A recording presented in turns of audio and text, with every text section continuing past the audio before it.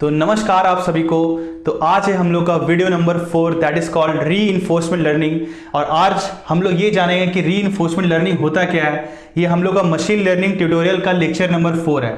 तो चलिए जल्दी से स्टार्ट करते हैं। तो बेसिकली जैसा कि हम लोग इससे 2 वीडियोस में पहले देखे थे, सुपरवाइज लर्निंग के बारे में और अनसुपरवाइज लर्निंग के बारे में, जहाँ पे हम लोग के पास कुछ टाइप्स ऑफ डेटा होता था। जैसे इनपुट्स के उतने सारे फीचर्स थे, आउटपुट्स के इतने सारे फीचर्स थे।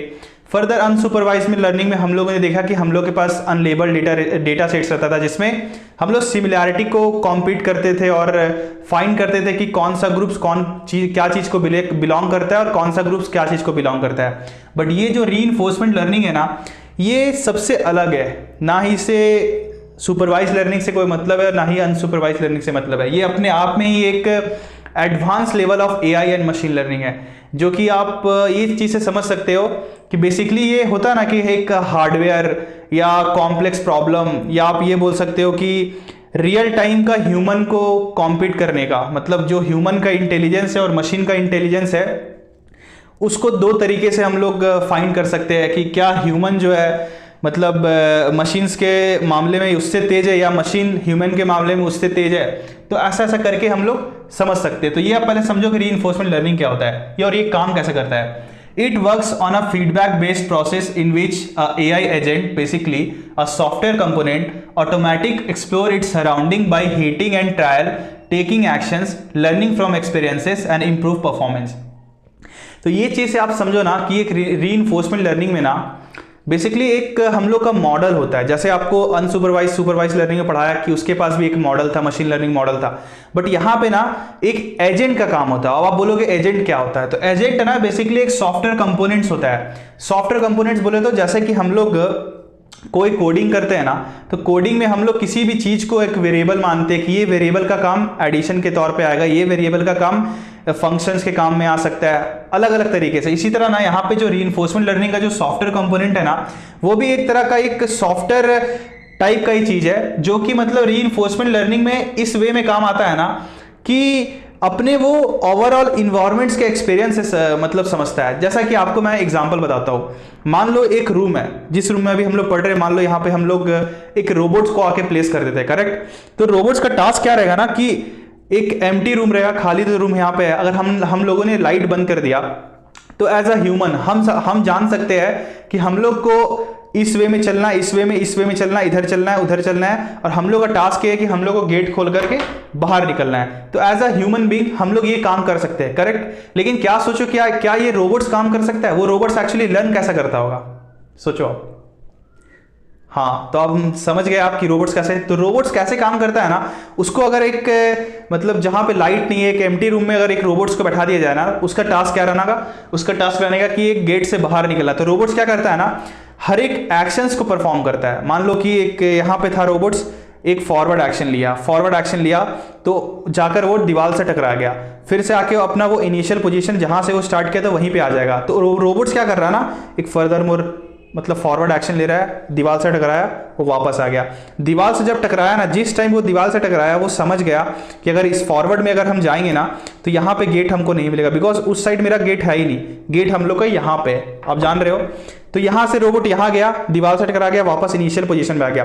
तो जैसे रोबोट यहाँ से यहाँ पे आया ना, वो अपने एक डेटाबेस, जो कि हम लोग का एक स्टोरेज रहता है रोबोट्स के पास, वो समझ गया कि अगर यहाँ से यहाँ अगर हम चलेंगे तो हमको इतने डिस्टेंस पे वॉल मिलेगा। तो वो एज अ मेमोरी को स्टोर कर लिया कि यहाँ पे वॉल है, तो यहाँ पे मुझे नहीं जाना है। अब रोबोट्स क्या किया, बैकवर्ड चलता है। अब रोबोट जब बैकवर्ड गया तो उधर भी उसको दीवार मिला, उधर से फिर टकराया, फिर से इधर आया। तो आप देख रहे हो रोबोट्स मतलब कीप ऑन एक्शन परफॉर्म करता जा रहा है, मतलब इधर भी जा रहा है, इधर भी जा रहा है, इधर भी जा रहा है। मतलब उसका देख रहे हो अपने इन्वायरमेंट में, इन्वायरमेंट क्या बोल सकते हैं, इन्वायरमेंट हम लोग उसको बोल सकते हैं एक रूम है, समझ गए आप। वो रूम से रोबोट्स क्या कर रहा है, तरह तरह का एक्शंस को परफॉर्म कर रहा है, मल्टीपल डायरेक्शंस में जा रहा है, इधर जा रहा है, फॉरवर्ड जा रहा है, बैकवर्ड जा रहा है, लेफ्ट जा रहा है, राइट जा रहा है। और ऐसा ऐसा काम करते हुए ना रोबोट्स क्या करेगा, एक बार जाकर इस गेट तक पहुंच करके खोल कर चला जाएगा। तब वो क्या करेगा, जितना एक्शन अभी वो परफॉर्म किया था, फॉरवर्ड जाने का, बैकवर्ड जाने का, लेफ्ट जाने का और राइट जाने का, इतने सारे एक्शंस को वो ना अपने डेटाबेस में स्टोर कर देगा। तो दोबारा जब हम रोबोट्स को मतलब इसी रूम में लाकर रखेंगे ना, तब वो जान जाएगा रोबोट्स कि यहाँ इतने डिस्टेंस में मतलब वॉल था, तो हमको फॉरवर्ड नहीं जाना है, बैकवर्ड नहीं जाना, लेफ्ट नहीं जाना, राइट नहीं जाना है, हमको क्या करना है, हमको डायगनली जाना है। समझ गए आप?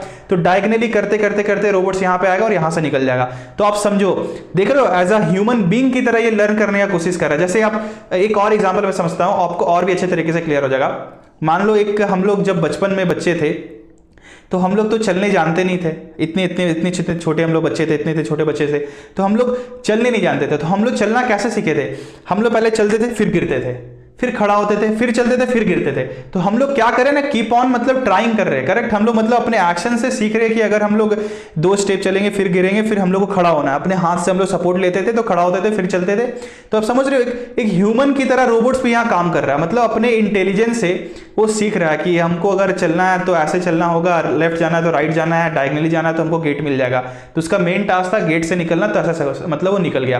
तो समझ रहे हो आपको, मतलब यहाँ पे आप देखो कि इसका इनपुट जो है, मतलब रीइंफोर्समेंट लर्निंग का जो इनपुट है यहाँ पे, वो किस चीज पे डिपेंड कर रहा है? वो डिपेंड कर रहा है टोटली आपका कि रोबोट जहां से अपना एक्शन लेना स्टार्ट किया ना, बिकॉज उसके पास प्रायर बोले तो उसके पहले उसके पास कोई भी इनपुट इंफॉर्मेशन नहीं होता। जैसा कि हम लोग सुपरवाइज लर्निंग में पढ़े थे ना कि रोबोट्स के मतलब सॉरी एक डेटा सेट्स के पास, मशीन लर्निंग के पास, मॉडल के पास, एल्गोरिथम्स के पास एक डेटा सेट्स होता है जहां से मशीन सीखता है। लेकिन यहाँ रीइंफोर्समेंट लर्निंग के पास ना कोई डेटा सेट्स, कोई डेटा नहीं होता है। डेटा उसका क्या होता है? Input data.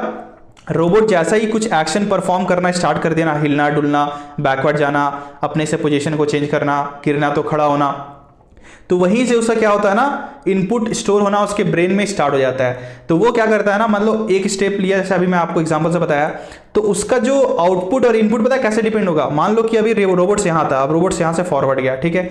अब जब भी वो फॉरवर्ड गया ना, अपना डेटाबेस में स्टोर कर लिया कि मेरा ये मतलब इनपुट हो गया, समझ गया ना आप। फिर वापस यहाँ पे आया। अब ये अगर मान लो दूसरा एक्शन लेता है ना, तो दूसरा एक्शन इसका ना प्रायर इनपुट पे डिपेंड करेगा। प्रायर इसका मतलब जो भी अभी जस्ट फॉरवर्ड स्टेप लिया था ना, ये डेटाबेस में जो स्टोर किया था, तो रोबोट्स का नेक्स्ट जो आउटपुट रहेगा ना, इस इनपुट्स पे ही मतलब रोबोट्स का डिपेंड करेगा। तो फर्दर मोर आप समझ इस तरीके से सकते हो ना कि ये रोबोट्स काफी मतलब अपने मतलब इन्वायरमेंट से लर्न करता है और काफी अपने इंटेलिजेंस को यूज करता है, और इस तरीके से वो यहाँ पे एज अ ह्यूमन को कॉम्पीट करता है और ह्यूमन इंटेलिजेंस को कॉम्पीट करता है। ये चीज समझ गए।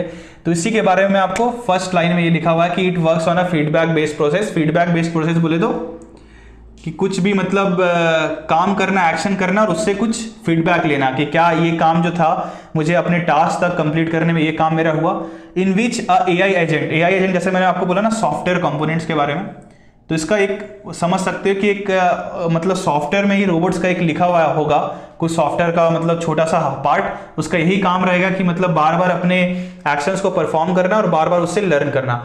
Automatic explore it's surroundings by heating and trial method. देखो यहाँ पे आपको मैं बोला heating and trial method, taking actions and learning from its experiences and improve performance. जैसा कि मैं आप लोगों को बोला एक रोबोट के तरीके में कि अपने सराउंडिंग से वो सीखता है। कैसे सीखता है? हीटिंग करता है, ट्रायल करता है, मतलब कुछ एक्शन लेता है, गिरता है, पड़ता है, फिर उससे वो सीखता है, फिर गिरता है, फिर पड़ता है, फिर उससे सीखता है। जब तक नहीं उसको उसका आउटपुट नहीं मिल जाता, जब तक वो अपने टास्क को जिस चीज के लिए रोबोट बना वो कंप्लीट नहीं कर देता है, तब तक वो ऐसा काम करता रहता है। टेकिंग एक्शन लेता है, जैसे एक्शन मैं बोला ना, फॉरवर्ड जाना, बैकवर्ड जाना, लेफ्ट जाना, राइट जाना। Learning from its experiences, learning from its experiences, जैसे कि आपको बताया मैंने कि जितना भी वो एक्शन परफॉर्म कर रहा है ना, उसके डेटाबेस में उसके पास रोबोट्स के पास स्टोरेज है, वो बार बार सीखता जा रहा है और अपने स्पेस में, अपने मेमोरीज में वो डालता जा रहा है। तो बार बार तो वो भूलेगा नहीं ना, उसके सारे जितना भी फॉरवर्ड स्टेप मालूम था लिया वो रोबोट्स लिया, बैकवर्ड स्टेप लिया, फ्रंट लिया, लेफ्ट लिया, राइट लिया, उतने सारे मतलब उसके एक्सपीरियंस, मतलब उतने सारे एक्शन उसके मेमोरी में जाके स्टोर हो चुके हैं। तो रोबोट्स क्या करता है ना, इस वे में मतलब उस चीज को लर्न कर रहा है और अपने परफॉर्मेंस को इंप्रूव कर रहा है। करेक्ट? जैसे मैं बोला कि फर्स्ट यहां से फॉरवर्ड गया, तो फॉरवर्ड जाने के बाद इतना उसको डिस्टेंस में मिला, यहाँ पे वॉल है, तो वहां पे नहीं जाएगा। अब वो फर्दर मोर अगर रोबोट्स को नेक्स्ट टाइम यहाँ बैठाओगे वहां पे नहीं जाएगा, बिकॉज उसको मालूम है मेरा टास्क है गेट से बाहर निकलना, ना कि हमको दीवार से जाकर टकराना। ये चीज आपको समझ में आ गया। तो नेक्स्ट पॉइंट, आशा करता हूं आपको फर्स्ट पॉइंट बहुत ही अच्छे तरीके से समझ में आया होगा। नेक्स्ट पॉइंट पे समझते हैं। तो नेक्स्ट पॉइंट हम लोग का क्या है ना, here there is no label data sets like supervise learning, agents learn from their experience only. जैसा कि आपको जस्ट मैं अभी बताया कि जो एजेंट होता है ना, बोले तो एक रोबोट जिसका जो सॉफ्टवेयर कंपोनेंट्स होता है, ऐसे एक मैं रोबोट्स के एग्जांपल में आपको बताया कि उसके पास सुपरवाइज लर्निंग जैसा कोई भी डेटा होता ही नहीं है, कोई भी इंफॉर्मेशन होता ही नहीं है कि मुझे इनपुट्स भी दिया हुआ, उसके इतने सारे फीचर्स किए हुए, मुझे मॉडल बना के उससे सीखना है, उसको कोई मतलब नहीं है, उसको सॉफ्टवेयर से यहाँ पे कोई मतलब नहीं है, कोई भी डेटा सेट से कोई मतलब नहीं है, कोई भी label data, similar kind of data से उसको कोई मतलब नहीं है। उसका काम क्या है खाली एजेंट्स का कि मल्टीपल से वो एक्शन परफॉर्म करेगा, उसी को वो इनपुट मान के अपने डेटाबेस में स्टोर करेगा, उसी से वो आउटपुट निकालने का कोशिश करेगा। वही यहाँ बता रहा है, agent learn from their experiences only. उसको कोई मतलब नहीं है कि उसका इनपुट्स क्या है एज अ सुपरवाइज लर्निंग में, बिकॉज यहाँ पे ऑलरेडी हम लोग के पास इनपुट सेट्स होता था और उसके आउटपुट भी हम लोग को मशीन को मालूम होता था। बट यहाँ पे एजेंट्स को कुछ भी मालूम नहीं है, फर्दर वो एक्शंस को परफॉर्म कर रहा है, लर्न कर रहा है, उसी से वो इनपुट निकाल रहा है, उसी से वो आउटपुट परफॉर्म कर रहा है। तो आशा करता हूँ आप लोगों को सेकंड पार्ट से समझ में आ गया हो। अब थर्ड पार्ट हम लोग ना इसके एग्जाम्पल को समझते हैं। जैसा कि मैं आपको 2 एग्जाम्पल बता चुका था, वही सेम एग्जाम्पल है। Example like playing games, child learning. तो जैसा कि मैं आपको चाइल्ड लर्निंग के बारे में बता दिया कि छोटा सा बच्चा रहता है, गिरता है, फिर सीखता है, फिर गिरता है, फिर सीखता है, तो अपने तरीका से अपना इंटेलिजेंस से यूज़ कर रहा है कि अगर मुझे ऐसे चलेंगे तो हम गिर जाएंगे, तो हमको ऐसा सीधा होकर चलना है, तो मुझे हिट नहीं करना वरना मैं वापस गिर जाऊंगा। तो देख रहे हो आप चाइल्ड की लर्निंग, चाइल्ड अपने इंटेलिजेंस से लर्न कर रहा है, वैसे ही रोबोट्स ना अपने इंटेलिजेंस से फर्दर मोर लर्न करता ही रहता है। नेक्स्ट हम लोग का एग्जांपल क्या था, प्लेइंग गेम्स। जैसा कि आपको अभी बताता हूँ ये क्या चीज़ है। एक मैंने आपको छोटा सा एग्जांपल ही बताया कि ये कैसे कैसे काम करेगा प्लेइंग गेम। जैसा कि आजकल के टाइम पे ना बहुत तरीके के गेम है, करेक्ट। जैसे कि मैं आपको एग्जांपल से बताता हूँ कि काउंटर स्ट्राइक हो गया, जो कि बहुत ही फेमस गेम था, आपको मालूम होगा, फर्स्ट पर्सन शूटर गेम था। उसमें देखते थे कि हम लोग के पास 4 टीम, मतलब टेररिस्ट वर्सेस मतलब पुलिस की टीम होती थी। तो हम लोग की जो टीम में होते थे ना, वो हमेशा हम लोग को बोलते थे गेम्स के अंदर, मतलब जितने भी कैरेक्टर थे, alpha go, alpha carry on, alpha take this weapon. ऐसा इसलिए वो बोल पाता था ना, बिकॉज वो ऑलरेडी अपने एक्सपीरियंस से कुछ लर्न करता रहता है कि मुझे अगर ऐसे मेरे दोस्त लोग साथ में रहेंगे तो मुझे ऐसा बोलना है, ऐसा इसलिए बोलना है, अगर ऐसा बोलेंगे तो लोग का करेज बढ़ेगा और दोस्त लोग अच्छा और भी खेलेंगे। तो उसके पास ऑलरेडी डिफाइंड रहता है। अब यहाँ गेम में हम समझते हैं, मान लो गेम जो है हम लोग का, गेम अगर लेते हैं, गेम हो गया हम लोग क्या हो गया यहाँ पे, इन्वायरमेंट हो गया, करेक्ट। एक्शन हो गया हम लोग का यहाँ पे, एक्शन और मूव्स हो गया, मतलब जो भी हम लोग चीज़ को परफॉर्म कर रहे हैं वो हम लोग का स्टेट हो गया कि जिस स्टेट में हम लोग है। ये आप चीज़ समझ सकते हो, समझ गया ना। गेम हो गया इन्वायरमेंट, एक्शन और मूव्स हो गया, स्टेट हो गया, और गोल हो गया हम लोग का कि गेटिंग हाई स्कोर, समझ रहे ना, getting high score in less amount of moves, in less amount of action, ताकि हमको और भी रिवॉर्ड मिलेगा। बिकॉज हम लोग कभी भी कोई गेम खेलते हैं, किस लिए खेलते हैं, गेम को जीतने के लिए खेलते हैं, थोड़ी कोई ऐसा फालतू में टाइम कर रहा है, हमको वहां से कुछ मिल रहा है। वैसे ही मतलब गेम्स का रीइंफोर्समेंट लर्निंग का काम क्या रहता है ना, एज अ गेम के तौर पे आप समझाने की कोशिश कर रहा हूं कि एजेंट को ना मतलब कम से कम लेस मूव्स में उसको जीतना पड़ता है, विदाउट बीइंग मतलब किल्ड, मतलब बिना मरे हुए उसको जीतना पड़ता है। तो मान लो हम लोग यहाँ पे एक गेम बनाते हैं, इस गेम का नाम ना कुछ वुम्पस वर्ल्ड गेम करके था, ये 1980s के आसपास, मुझे एक्यूरेट डेट तो नहीं मालूम। तो उसके आसपास ना एक गेम मतलब साइंटिस्ट लोग के कंप्यूटर के द्वारा बनाया गया था, कंप्यूटर साइंटिस्ट डेवलपर के द्वारा। तो वो देखना चाह रहे थे कि एक्चुअली ये लर्न कैसा करता है, मतलब एजेंट। तो समझ लो ये गेम है जिसमें हम लोग का 6 बॉक्सेस है, ठीक ना। ये हम लोग का, ये दिख रहा होगा आपको, आशा करता हूँ, ये हम लोग का एजेंट था। तो एजेंट का टास्क क्या था ना कि एजेंट को टास्क था जीतना, जीतना क्या, जितना गोल्ड जीतना। अगर वो एजेंट जो है अगर यहाँ तक वो गोल्ड तक पहुंच गया विदाउट बीइंग किल्ड, जैसे यहाँ पे और भी सारे कैरेक्टर है, जैसे ये वुम्पस हो गया, वुम्पस बोले तो एक मॉन्स्टर था, ये मॉन्स्टर था, और ये फायर था। तो आप देख रहे हो कि एजेंट को इससे भी खतरा है और इससे भी खतरा है। तो ऐसा क्या अपने से एक्शंस लेगा जो बिना मरे हुए इन दोनों से यहाँ तक जाकर पहुंच सकता है। तो चलो मैं आपको बताता हूँ कि काम कैसे करता है। फर्स्ट ऑफ ऑल ये आप समझ जाओ ना कि ये जो वुम्पस मॉन्स्टर था ना, इसके 2 कैरेक्टरिस्टिक्स ऑलरेडी गेम में डिफाइंड थे कि जहां जहां वुम्पस आपको दिखेगा ना, वहां से स्टेंची स्मेल आएगी। स्टेंची बोले तो कुछ बदबूदार स्मेल आएगी, जो कि ऑलरेडी एजेंट को मालूम था कि जब एजेंट ऐसा काम करेगा, अगर समझ लो कि अगल बगल में हमको कोई स्मेल आ रही है तो समझ जाना वहां पे मॉन्स्टर है और उसके तरफ नहीं जाना है। ऑलरेडी इसको एजेंट को यहाँ पे मालूम है इस चीज के बारे में, ठीक ना। और फायर है तो वहां जल सकता है एजेंट, इसलिए वो भी वहां पे नहीं जाएगा, बिकॉज वहां से उसको गर्मी मिल रही है, या फिर तो समझ रहे हो कि इन्वायरमेंट में खतरा है। तो क्या एक्शन अपने से ले सकता है, आप देखते हो कैसे काम करता है।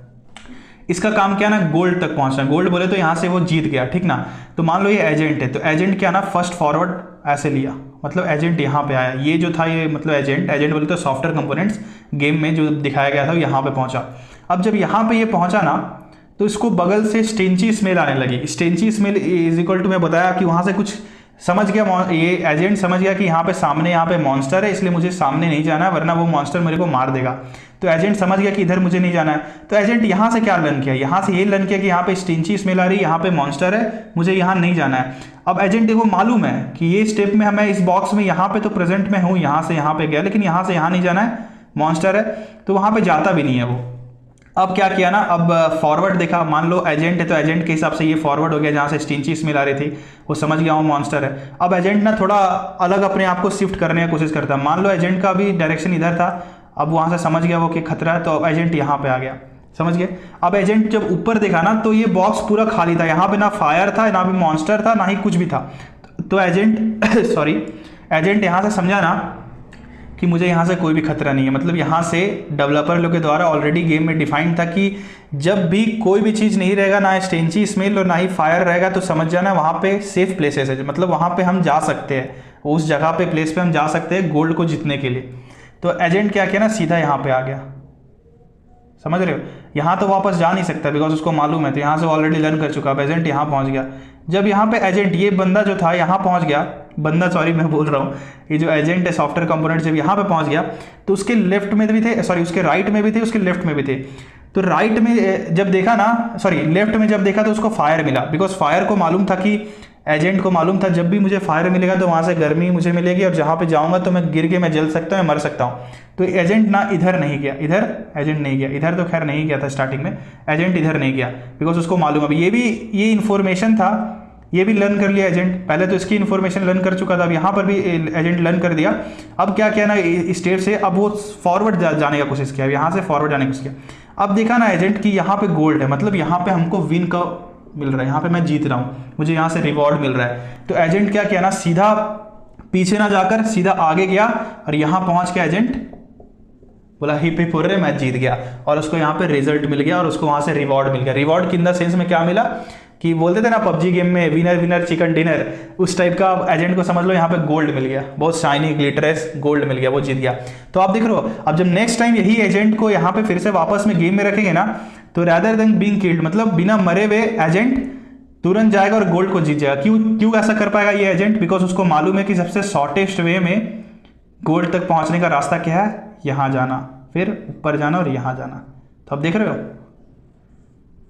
यहाँ जाना, यहाँ जाना, यहाँ जाना, मतलब रैदर देन इधर जाने, बिकॉज उसके पास ऑलरेडी एजेंट के बाद अभी तो डेटाबेस में स्टोर है ना सारा मेमोरी। मैं क्या बोला था इसके बारे में आपको कि here this no data set, agent learn from their experiences and क्या है, surrounding by software component automatic explore its surrounding by hitting and trial, मतलब वो लर्न करता जा रहा है, improve its performance learning from experience. तो ये लर्न तो ऑलरेडी कर चुका है, अब एजेंट को रख दो वापस, तो आराम से यहाँ पे जाके जीत सकता है। आशा करता हूँ आपको ये भी अच्छे तरीके से पूरा कंसेप्ट क्लियर हो गया होगा एक गेम्स के तौर पे। चलो अब नेक्स्ट हम लोग जाते हैं, आपको दिख रहा होगा थोड़ा, वहाँ पे मैं शिफ्ट करता हूँ, ये सब तो आशा करता हूँ आप लिख लिए होंगे। अब नेक्स्ट हम लोग जाते हैं एप्लीकेशंस के बारे में, कि एक्चुअली ये थोड़ा कंसेप्ट पढ़ना, बिकॉज इसमें काफ़ी सारे इंपॉर्टेंट कंसेप्ट है जो आप लोगों को मैं बताना चाहता हूँ आज के रियल टाइम के प्रेजेंट में, कि रीइंफोर्समेंट लर्निंग आज में रियल में कहाँ पे काम आता है। तो एप्लीकेशन बोले तो कि ये रीइंफोर्समेंट लर्निंग की जरूरत क्यों पड़ा और कहाँ कहाँ ये किस तरीके से काम आ रहा है।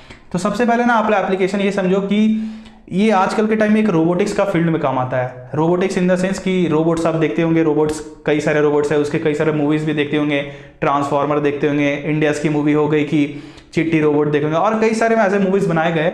बट यहाँ हाँ रियल टाइम में मतलब रोबोट्स के तौर पर रीइंफोर्समेंट को हम लोग रियल टाइम में यूज करते हैं। आजकल के प्रेजेंट एग्जांपल में एक एटलस रोबोट है जो कि आप यूट्यूब पे जाकर देख सकते हो, बोस्टन डायनेमिक्स के बारे में, तो उसके द्वारा बनाया गया था एटलस रोबोट। एटलस रोबोट का काम क्या था ना कि कोई भी पार्कोर को करना, कोई भी वर्कर्स लोग है उसको मतलब हेल्प करना, किसी तौर पे मशीन्स को पहुंचाना, क्रेन को पहुंचाना, कुछ और भी जितने टूल्स थे उसको पहुंचाना। तो काफ़ी बार एटलस जो रोबोट्स है वो काफ़ी बार आप देखते होंगे वो डांस करता है, वो अपने इन्वायरमेंट से सीखता है, पार्कोर करता है, एक्शन करता है, बैकफ्लिप करता है, फ्रंट फ्लिप करता है। ऐसा इसलिए कर पा रहा है ना बिकॉज उसके सारे वो मतलब अपने डेटाबेस के जितने मतलब एक्सपीरियंस है ना सबसे वो लर्न कर चुका है। आप जैसा देखे होंगे कि वीडियोस के में एटलस में कि वो पार्कोर कर रहा है, मतलब बोले तो एक्शन परफॉर्म कर रहा है, फ्रंट फ्लिप्स, बैक फ्लिप।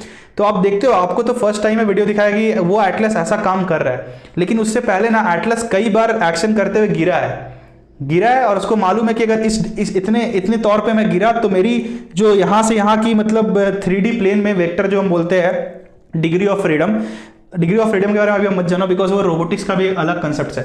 तो अब इतने डिस्टेंस में गिर गए, तो यहाँ से मैं इतने डिस्टेंस पे रहूंगा तो मैं गिर जाऊंगा, इसलिए मैं थोड़ा अपने आप को शिफ्ट करने की कोशिश करूंगा। तो बार बार ना ऐसा एटलस रोबोट्स इतना बार 5 से 6 बार जब गिरा तो अपने परफॉर्मेंस को और इम्प्रूव किया, और जाकर लास्ट में एक अच्छा सा मतलब आपको वीडियो देखने को मिला कि एटलस ने इनिशियल स्टेट से आउटपुट स्टेट तक में एक अच्छा सा परफॉर्म टास्क करके, जो उसका टास्क डिफाइन था कि आपको फ्रंट फ्लिप बैक फ्लिप करना है और अपने फाइनल पोजीशन में पहुंचना है विदाउट बीइंग मतलब डाउन, मतलब विदाउट बीइंग फॉल, मतलब ऐसा करके रोबोट्स असल में एटलस रोबोट काम करता है। तो ये आप समझ गए एटलस रोबोट के बारे में। आजकल के टाइम में एक टेस्ला बॉट जो है, आजकल के देखते हो कि एक बॉट जो है टेस्ला बॉट, दूसरा बॉट का जो हेल्प कर रहा है इन द फॉर्म ऑफ मतलब उसका हाथ को ठीक कर रहा है। देखते हैं ना टेस्ला बॉट के बारे में, इलॉन मस्क को जानते हैं, उसकी कंपनी है टेस्ला, तो ऐसा वैसा काम कर रहा है। और अब प्रेजेंट में 2 to 3 वीक्स पहले एक बॉट आया था जहां पे टेस्ला बॉट का ही वर्जन है, हायर वर्जन, तो वहां पे वो और भी अच्छे तरीके से काम कर रहा है। मतलब उसको मालूम है कि क्यूब्स को हमको सीधा करके इस प्लेट में रखना है, ऐसा रोबोट धन धन धन धन ऐसा करके उठा कर रख रहा है वो। तो ऐसा वो काम कर पा रहा है बिकॉज वो अपने इन्वायरमेंट से लर्न कर रहा है, समझ गए। अब हम जानते हैं क्यू स्टार एल्गोरिदम, उसी का एक कंसेप्ट है चैट जीपीटी, और थोड़ा और भी जानेंगे सैम ऑल्टमैन के बारे में, तो आपको और भी अच्छे तरीके से जाएगा। और ये चीज़ आप जब समझ लोगे तो आपको एडवांटेज और डिसएडवांटेज भी समझ में आएगा कि रीइंफोर्समेंट लर्निंग जितना इंसान को हेल्प कर सकता है उससे ज़्यादा ये खतरनाक क्यों है। आजकल क्यों लोग बोलते नहीं है कि AI is more far dangerous than the nuclear weapons and all, तो ये किस वे में बोला गया और क्यों बोला गया, इसीलिए इसका खतरा इतना ज़्यादा है, आप समझते हैं इस वे में। Sam Altman Q star algorithm versus chat GPT version 5। तो ना कुछ दिन पहले आप देखे होंगे कि सैम ऑल्टमैन जो कि ओपन एआई के फाउंडर है, सीईओ है प्रेजेंट में, उन्हें मतलब कंपनीज के द्वारा फायर कर दिया गया था, करेक्ट। लेकिन अभी तो प्रेजेंट में उनको कंपनी वापस बुला लिया एज जो सत्य नडेला है माइक्रोसॉफ्ट के, जो उनके हेल्पर थे, उनके द्वारा मतलब अप्रोचेस से वो वापस वहाँ पे आ गए अपनी टीम में ओपन एआई में, और वो लोग और भी चैट जीपीटी को इंक्रीज करने का, इंप्रूव परफॉर्मेंस करने की कोशिश कर रहे हैं। फिलहाल उनको इसलिए निकाला गया था ना बिकॉज उनका एक विजन था that is called Q star algorithm. Q star algorithm ये एक इतना घातक एल्गोरिदम है ना, मतलब रीइंफोर्समेंट लर्निंग का इतना ही पावरफुल एल्गोरिदम है ना, जिससे ना मशीन्स अपने आप से सीखता रहता है, इतना सीख जाएगा ना कि अपनी एक्यूरेसी, अपनी परफॉर्मेंस को इतना बूस्टअप कर सकता है ना जहाँ की उसकी कोई तोड़ ही नहीं है, समझ लो। ऐसे मैं आपको एग्जांपल बताता हूँ। मान लो हम इंसान हैं, तो इंसान हम मान लो आईआईटी की एग्जाम देने गए या क्लास 10th के एग्जाम देने गए, ग्रेजुएशन के एग्जाम देने गए, तो हो सकता है कि हमारी कोई चूक के कारण हम लोग का एग्जाम उतने अच्छे तरीके से नहीं जाए, जो कि हम लोग ऑलरेडी बहुत ही ज़्यादा पढ़ाई कर चुके हैं। बट हो सकता है ना, एक चांसेस रहता है कि हम लोग एक मिस्टेक को दोबारा कर सकते हैं, करेक्ट। उससे सीख भी जाते हैं, लेकिन नेक्स्ट टाइम अगर हम लोग करना है तो हम लोग एक और बार हम लोग मिस्टेक कर सकते हैं। लेकिन यहाँ पे ना जो machine learning that is called reinforcement learning का कोई भी मॉडल है ना, क्यू स्टार एल्गोरिदम्स को अगर वो यूज़ करता है ना, तो कभी वो नेक्स्ट टाइम मिस्टेक करता ही नहीं है। तो आप समझ रहे हो कितना खतरा है। मतलब एक इंसान दोबारा मिस्टेक करके मतलब 3 टाइम्स भी मिस्टेक कर सकता है, कोई उसका भरोसा नहीं है। लेकिन जो मशीन है ना, अगर एक बार गलती करता है, अगर एक बार उससे सीख गया ना, तो वो दोबारा कभी मिस्टेक नहीं करता। ये सबसे बड़ा इसका एडवांटेज है, और सबसे डिसएडवांटेज भी मैं आपको बता सकता हूँ मतलब क्यू स्टार एल्गोरिदम में, जो रीइंफोर्समेंट लर्निंग के टाइम में काम आता है। तो इसलिए ना सैम ऑल्टमैन को ओपन एआई से हटा दिया गया था, बिकॉज उनका ये मानना था ना कि चैट जीपीटी जो बनाया गया, अभी देखते होंगे आप चैटबॉट, इतना ही घातक है। अभी तो ये 3.5 से 4 वर्जन तक ही इतना खतरनाक है। मान लो वर्जन 5 आ जाएगा तो और भी वो क्या क्या चीज़ कर सकता है। एक टाइम ऐसा आएगा कि जब ह्यूमन का इंटेलिजेंस वर्सेस रोबोट का इंटेलिजेंस और जितना भी एआई का इंटेलिजेंस इससे ज़्यादा तेज हो जाएगा, तो फिर हम ह्यूमन का कहाँ पे काम आएगा। इक्विलिब्रियम जो है अर्थ का, वो तो खत्म हो गया ना, वो डिस्ट्रॉय हो जाएगा।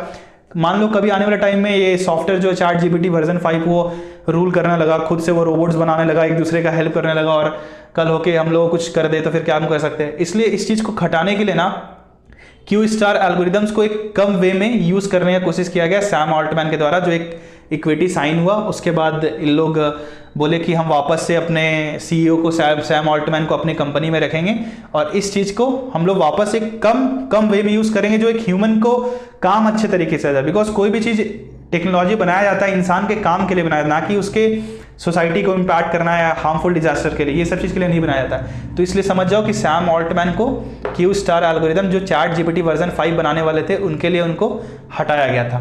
फिलहाल अभी तो मतलब वो प्रेजेंट में है। तो आप समझ सकते हो कि क्यू स्टार एल्गोरिदम कितना घातक क्यों, बिकॉज वो लर्न करता ही रहता है, वो मिस्टेक नहीं करता। एक बार मिस्टेक कर दिया तो उससे और वो सीखता है और भी इंप्रूव करता है परफॉर्मेंस। तो इसमें आप समझ सकते हो। अब लास्ट में 2 टर्म्स में आते हैं, that is called advantages and disadvantages. Advantages में क्या है ना, it is similar to human being learning, best accurate result it will found.